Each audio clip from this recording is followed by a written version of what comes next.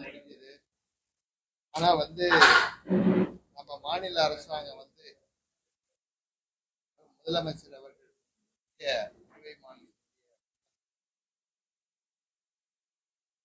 Ration கடையை திறந்து அரிசி வழங்குவோம் அப்படின்னு சொல்லி வாக்குறுதி தந்தாங்க. ஆனா தீபாவளிக்கு அரிசி கொடுத்ததுக்கு அப்புறம் பாத்தீங்கன்னா இதுவரையும் அரிசியே கொடுக்கல. அதுக்கப்புறம் அந்த கடையும் திறக்கல, அரிசியும் கொடுக்கல. என்ன காரணத்துக்காக இது நிறுத்தி வச்சிருக்காங்க அப்படின்னு தான் நம்ம ஏன்னா மக்கள் எதிர்பார்ப்போடு இருக்காங்க, அரிசி கிடைக்கும் அப்படின்னு நம்பிக்கை தான் இருக்கிறாங்க. அந்த நம்பிக்கையை வீணாக்குவதாக அதற்கு உண்டான நடவடிக்கைகள் என்ன எடுத்திருக்கிறார், ஏன் இதுவரை தரப்படவில்லை அப்படின்றது தான் கேள்வி. ஏன்னா சாதாரண பார்த்தீங்கன்னா உணவு பாதுகாப்பு சட்டத்தின் அரிசியானது ஒரு குறைந்தபட்சது ஒரு 20 கிலோ அரிசி தரப்பட வேண்டும். ஆனால் மாநில அரசாங்கம் தருவது 10 கிலோ அரிசி தான். அந்த 10 கிலோ அரிசியை கூட ஒரு முறை தந்துவிட்டு மறுபடியும் அதை நிறுத்தி வைத்திருக்கிறார்கள். உடனடியாக அந்த அரிசி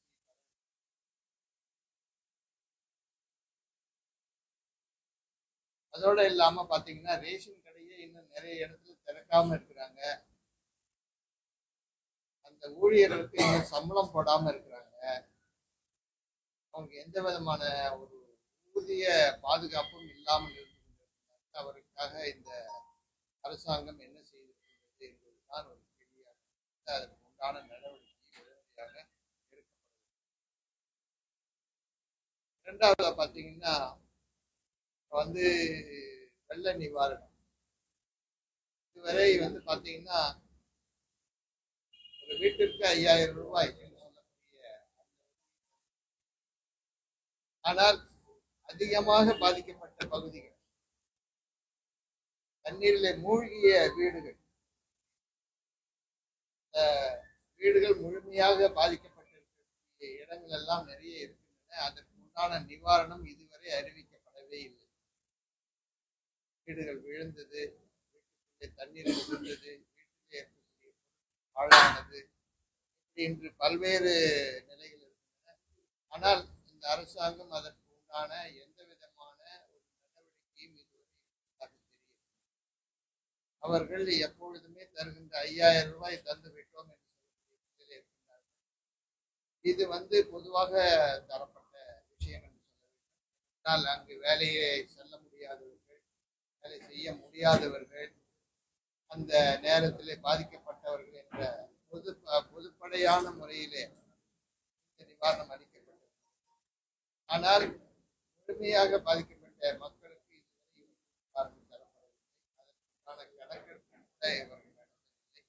அதற்குண்டான பதிலை கூட இவர்கள் தரவில்லை. முழுமையாக அதற்கு உண்டான நடவடிக்கை. அதே போல மத்தியில இருந்து வெள்ள பாதிப்பு பகுதியாக அறிவிக்கப்பட்டு இன்றைய தினம் இந்த பகுதியில் இருக்கக்கூடிய பாதிப்புகள் எவ்வளவு என்று கேட்டறிந்து அந்த நிவாரண குழுவானது வந்தது. அந்த குழுவினுடைய அறிக்கை என்ன, அவருடைய அறிக்கையின்படி புதுவையிலே எவ்வளவு பாதிப்பு ஏற்பட்டிருக்கிறது. அதே போல அந்த நிவாரண தொகையை உடனடியாக மத்திய அரசாங்கத்திலிருந்து கேட்டுப்பெற வேண்டும். அப்படி இருந்தால்தான் மக்கள் அனைவருக்கும் முழுமையாக அந்த நிவாரணத்தை தர முடியும். ஆகவே அந்த நிவாரணத்தை கொடுப்பதற்கான நடவடிக்கை இந்த அரசாங்கம். அதே போல அந்த விவசாய நிலங்கள் பாதிக்கப்பட்டிருக்கின்றன, விவசாய பயிர்கள் பாதிக்கப்பட்டிருக்கின்றன. அவர்களுக்கு முழுமையான அளவிலே பாதிக்கப்பட்ட எவ்வளவு பகுதிகள் பாதிக்கப்பட்டதோ அவ்வளவு பகுதிகளுக்கும் உண்டான நிவாரண தொகையை இவர்கள் தர வேண்டும் என்பதுதான் பொதுமக்களுடைய எதிர்பார்ப்பு. அதுவும் குறிப்பாக விவசாயிகளுடைய எதிர்பார்ப்பு. அதை இவர்கள் நிறைவேற்ற வேண்டும்.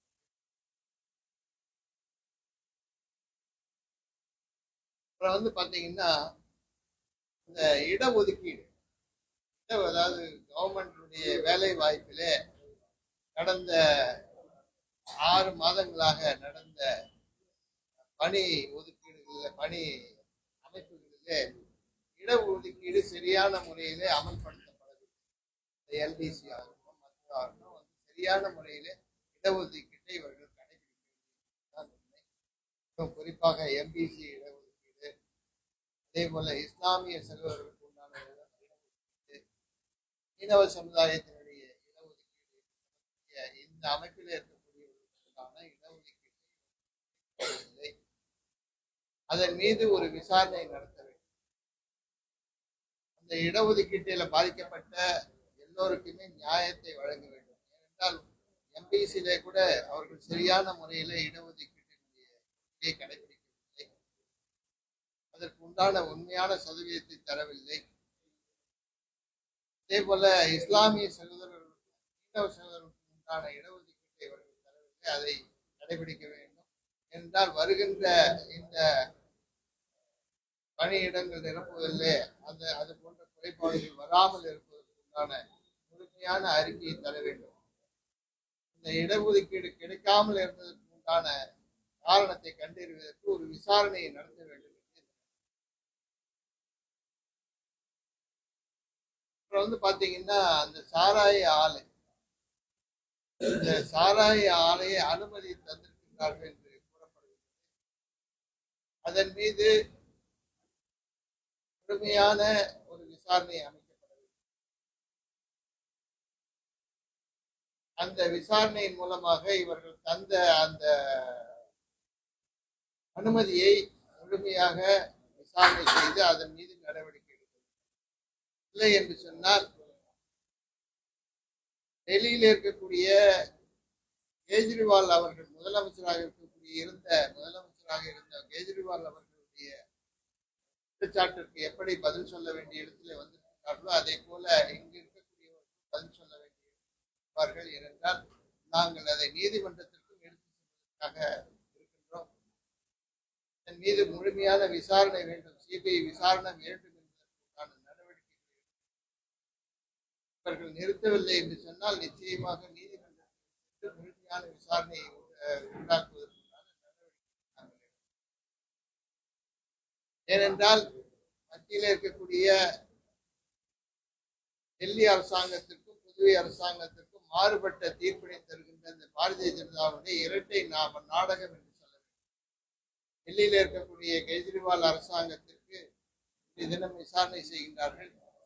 ஆனால் இங்கு இருக்கக்கூடிய புதுவையில் இருக்கக்கூடிய இந்த அரசாங்கத்தின் மீது விசாரணை நடத்தாமல் இருக்கக்கூடிய ஆளுநரை நாங்கள் கேட்டுக்கொள்கின்றோம். நீங்கள் உடனடியாக இதன் மீது விசாரணை நடத்துவதற்கு உத்தரவிட வேண்டும்.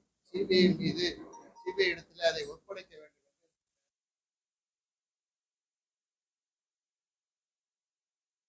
அதுக்கப்புறம் பாத்தீங்கன்னா கடைசியா பொறியியல் பல்கலைக்கழகத்தில பாலியல் பலாத்காரம் செய்யப்பட்ட அந்த பெண் மீது இருக்கக்கூடிய அனுதாபத்தின் காரணமாக நான் கூற விரும்புகின்றேன். அந்த விசாரணை முழுமையாக நடத்தப்பட வேண்டும். அங்க பாத்தீங்கன்னா இன்னும் 2 பேர் தான் கைது செய்திருக்கிறாங்க. மீதி இன்னும் 2 பேர் கைது செய்யப்படவில்லை. உடனடியாக அவர்களை கைது செய்யப்பட வேண்டும். ஓரிரு நாட்களுக்குள் அவர்கள் கைது செய்யவில்லை என்று சொன்னால் எங்களுடைய கட்சியும் இறங்கி இதில் போராட்டத்திலே நடத்துவார்கள் என்று இந்த நேரத்தில் கூற வேண்டும். ஏனென்றால் பெண்களுக்கு இழைக்கக்கூடிய அநீதியை நாம் பார்த்து கொண்டு சும்மா இருக்க முடியாது. அதன் மீது முழுமையான விசாரணை செய்து அந்த 2 நபர்களையும் உடனடியாக கைது செய்யப்பட வேண்டும் தான் பெண்களுடைய உரிமையாக இந்த நேரத்தில் நாம் பேசுவோம். குறிப்பாக மாணவ சமுதாயத்தை சார்ந்த அந்த குழந்தைகளுக்கு உண்டான அந்த பெண்களுக்கு உண்டான ஒரு நீதியாக நான் உடனடியாக அந்த 2 பேரையும் கைது செய்யப்பட வேண்டும். அவர்கள் மீது முழுமையான விசாரணை நடத்த வேண்டும். அது மட்டுமல்ல, அந்த பல்கலைக்கழகத்திலே மீண்டும் இது போன்ற சம்பவங்கள் நடக்காமல் இருப்பதற்கு உண்டான நடவடிக்கை எடுக்கும். அதற்கு உண்டான ஒரு வாக்குறுதியை இந்த அரசாங்கம் தர வேண்டும்.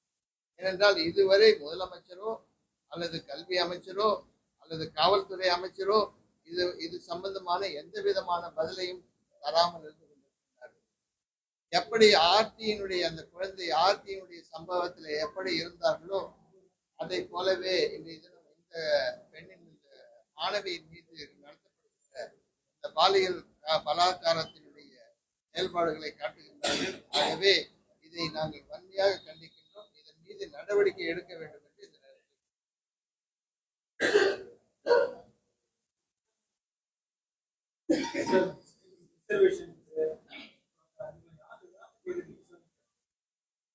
இந்த வந்து தானே பாக்குறாங்க ரிசர்வேஷன் தான் அது பர்சனல் டிபார்ட்மெண்ட் தான் அதை நடத்திட்டு இருக்காங்க. அந்த ரிசர்வேஷன் ரோஸ்டர் கொடுக்குறாங்க இல்லையா, அந்த ரோஸ்டர் அவங்க சரியா மெயின்டைன் பண்ணல. இஸ்லாமிய சகோதரர்கள்லாம் நீங்க வந்து பார்த்துக்கலாம், நிறைய போன வாரம் வந்து எல்லாரையும் சந்திச்சு அவங்க மனுவெல்லாம் தலைமை செயலரை சந்திச்சு முதலமைச்சரை சந்திச்சு எல்லாரையும் கொடுத்துருக்காங்க. ஏன்னா அவங்களுக்கு உண்டான அந்த இடஒதுக்கீடு 2% இடஒதுக்கீடு ஒன்றும் தெரியல. அந்த இடஒதுக்கீட்டை அவர்கள் சரியான முறையில நடைமுறைப்படுத்துறது. அது மட்டும் இல்லை, அந்த இடஒதுக்கீடு தான் தப்புன்றாங்க. இந்த ரோஸ்டர் போட்டு போட்டிருக்காங்க.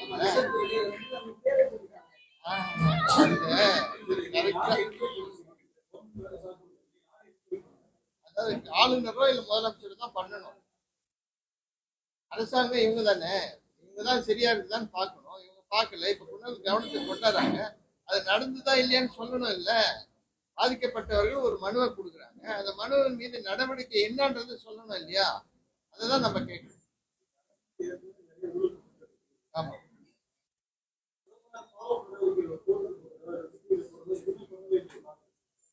தான் பண்ணப்படும். இப்ப வந்து இதுக்கு மேல பாத்தீங்கன்னா நாம வந்து இந்த சாராய ஆலை சம்பந்தமாக நிச்சயமாக நாங்க அனுப்புவோம்.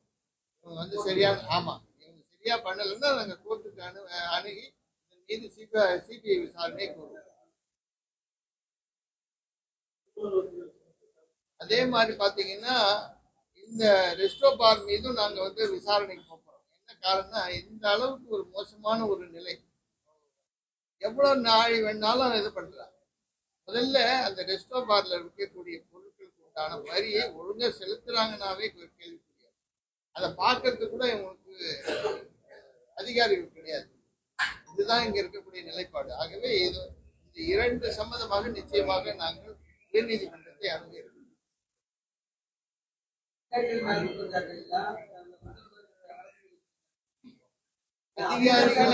அதிகாரிகளை செயல்பட விடாமல் தடுக்கக்கூடிய அரசாங்கத்தை தான் நான் குற்றம் சொல்றேன்.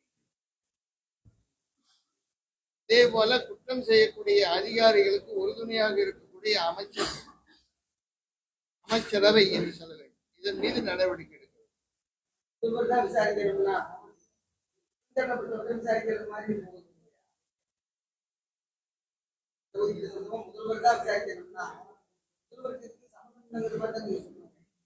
அதாவது நீங்க யாருக்கிட்ட நீங்க மனுவை கொடுக்க முடியும்? வந்து தலைமை செயலகத்தில் தவறு நடக்குது நம்ம சொல்றோம். அது யார்கிட்ட கொடுக்கறது? நம்ம இவங்ககிட்ட தானே கொடுக்க முடியும், முதலமைச்சர்கிட்ட தானே கொடுக்க முடியும், ஆளுநர்கிட்ட தானே கொடுக்க முடியும். அதுதானே அவங்க செய்திருக்கிறாங்க. அதன் மீது என்ன நடவடிக்கைன்னு தானே கேட்கிறோம். இஸ்லாமிய சகோதரர்கள் எல்லாரையும் சந்திச்சு கொடுத்துருக்காங்க. அதே மாதிரி எம்பிசி சகோதரர்களும் கொடுத்துருக்காங்க. இந்த மாதிரி தவறுகள் நடந்திருக்கு அப்படின்னு சொல்லியிருக்காங்க. ஆனா அதன் மீது இந்த அரசாங்கம் என்ன நடவடிக்கை எடுத்தது? அதை சொல்லணும் இல்ல, அது சொல்லவே இல்லையே.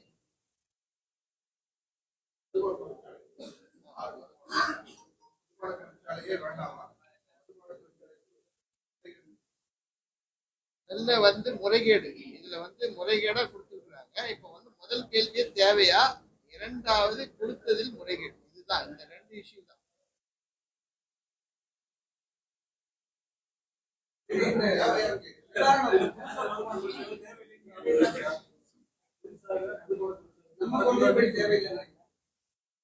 அதாவது தேவை என்பதற்கு உண்டான அடையாளத்தை இவங்க ஏதாவது சர்வே பண்ணிருக்காங்கன்னா எதுவுமே பண்ணலையே.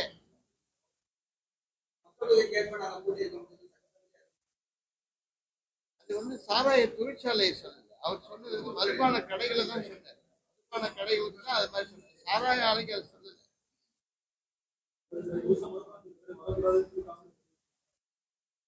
அதாவது முதல்ல மதுபான தொழிற்சாலை வேண்டாம், இரண்டாவது அதுல கொடுத்தது முறைகேடு. இரண்டு தான்.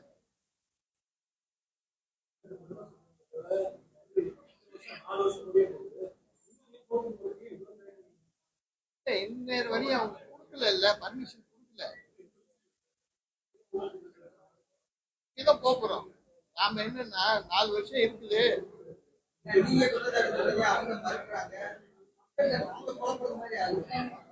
நாங்க போக்குறோம், நீதிமன்றத்துக்கு போறோம்.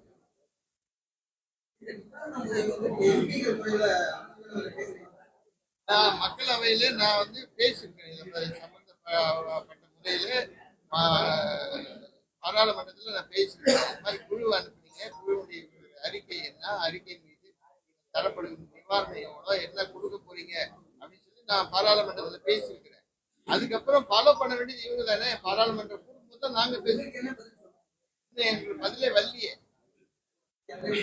பதில் இல்லை.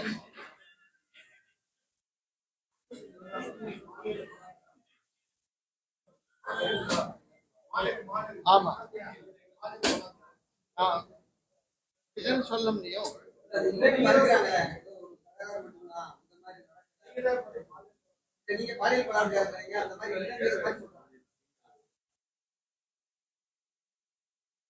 ஒரு பெண், ஒரு மாணவி பாதிக்கப்பட்டிருக்கிறார். அந்த பாதிப்பு எந்த விதமான பாதிப்புன்னு அவங்க சொன்னாதான் நமக்கு தெரியும். ஆண் பெண் சேனாவே அதுதானே வர முடியும். வேற என்ன இருக்கு? வேற ஏதாவது இருக்குதுன்னா சொல்லுங்க. எனக்கு சந்தேகம், அதனால தான் நான் கேட்கிறேன். நான் திருத்திக்கணும் இல்லையா அப்படின்னு யார் சொல்றது? பாதிக்கப்பட்ட பெண் கூறினாரா? அதுதான் கேள்வி. பாதிக்கப்பட்ட அந்த மாணவி சொன்னாங்கன்னா நம்ம சொல்ல முடியும்.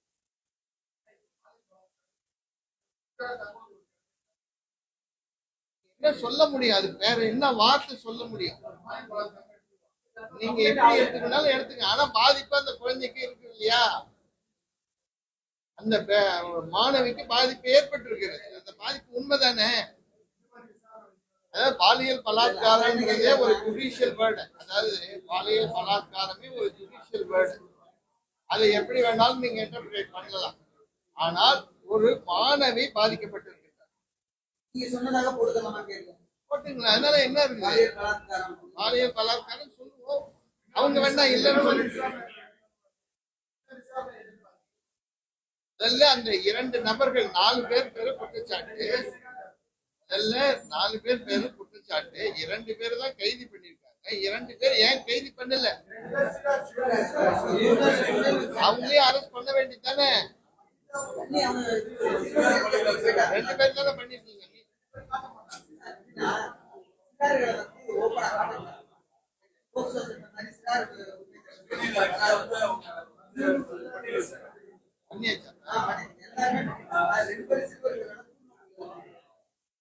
அப்ப முழுமையா விசாரணை பண்ணி அவங்க பேர்ல நடவடிக்கை. எல்லாத்த விட முக்கியம் என்னன்னு கேட்டீங்கன்னா, இன்னும் நடக்காம இருக்கு என்ன வழி?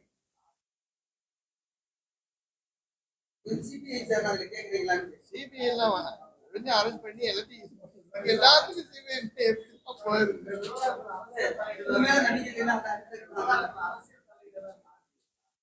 அதனாலதான் இவ்வளவு லேட்டு.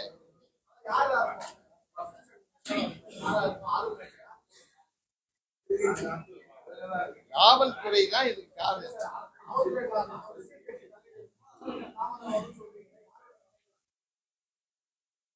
ஆளுங்கட்சியுடைய தலையீடு தான். ஆளுங்கட்சி சார்ந்தவங்க அது தலையிடுறாங்க. படுக்கிறோம். இன்றைக்கோ நாளைக்கோ எப்ப வேணாலும் நடக்கும்.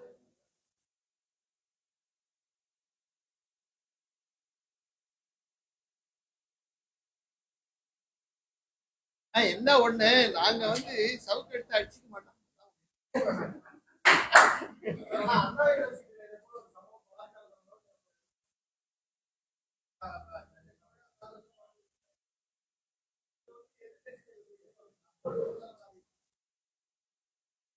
என்ன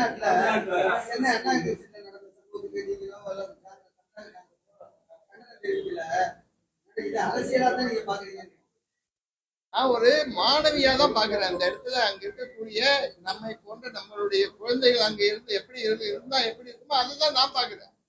இப்ப உங்களுடைய சகோதரி அங்க இருந்தா நீ உங்களுக்கு எப்படி பாதிப்பு வரும்?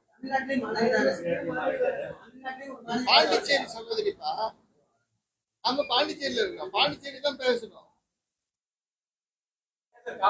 நீங்க யோசனை பண்ணி பாருங்க. அங்க இருக்கக்கூடிய ஒரு தலைவர் அங்க சாட்டியால் அடிச்சுக்கிறாரு, இங்க இருக்கிறவர் அடிச்சுக்கிறாரா? அதையா கேட்க மாட்டீங்க? அங்க இருக்கிறவர் அடிச்சுக்கிறாரு இல்ல, ஏன் இங்க இருக்கிறவர் அடிச்சுக்க மாட்டேங்கிறாரு? சாட்டை சாட்டை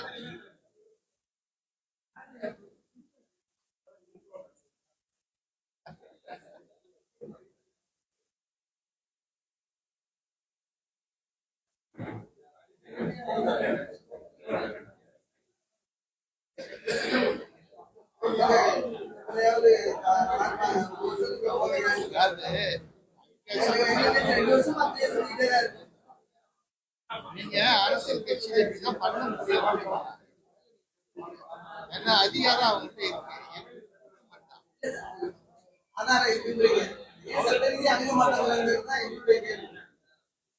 சட்ட ரீதியா அதாவது போன்ற நண்பர்கள் தருகின்ற செய்தி விஷயம் நாங்க பேசணும். நண்பர்கள் பெருசா எங்ககிட்ட கொடுக்க முடியாது. அதை வாங்கணும்னா எங்க ஆயுசே முடியும், எந்த எவிடன்ஸும் கிடைக்காது.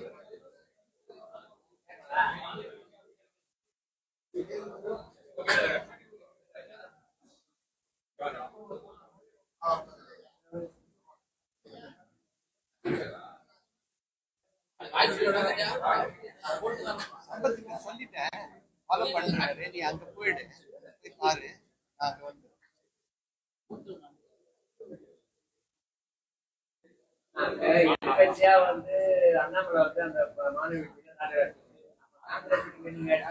எங்களை அடிச்சு சொல்றியா? என்னுடைய கேள்வியே என்னன்னா, அடிச்சுக்கிற அங்கேயும் ஒரு மாணவி தான் சாட்டியால் அடிச்சுக்கிறாரு. இங்க அந்த அரசாங்கம் தானே இருக்குது, இப்ப யாரு அடிச்சுக்கிறதுன்னு கேக்குறேன்.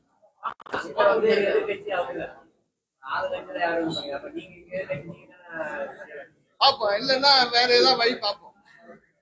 அதே மாதிரி சாட்டியால் தான் அடிச்சுக்கணும்னு அவசியம் இல்லை.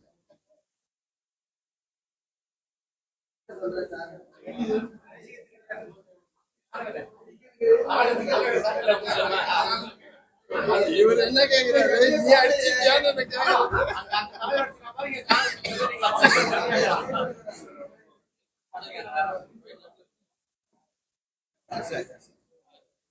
புதுச்சேரி உங்கள் AMN TV செய்திகளை யூடியூபில் உடனுக்குடன் காண AMN TV பாண்டிச்சேரி சேனலை சப்ஸ்கிரைப் செய்யுங்கள். பெல் பட்டனை மறக்காமல் கிளிக் செய்யுங்கள்.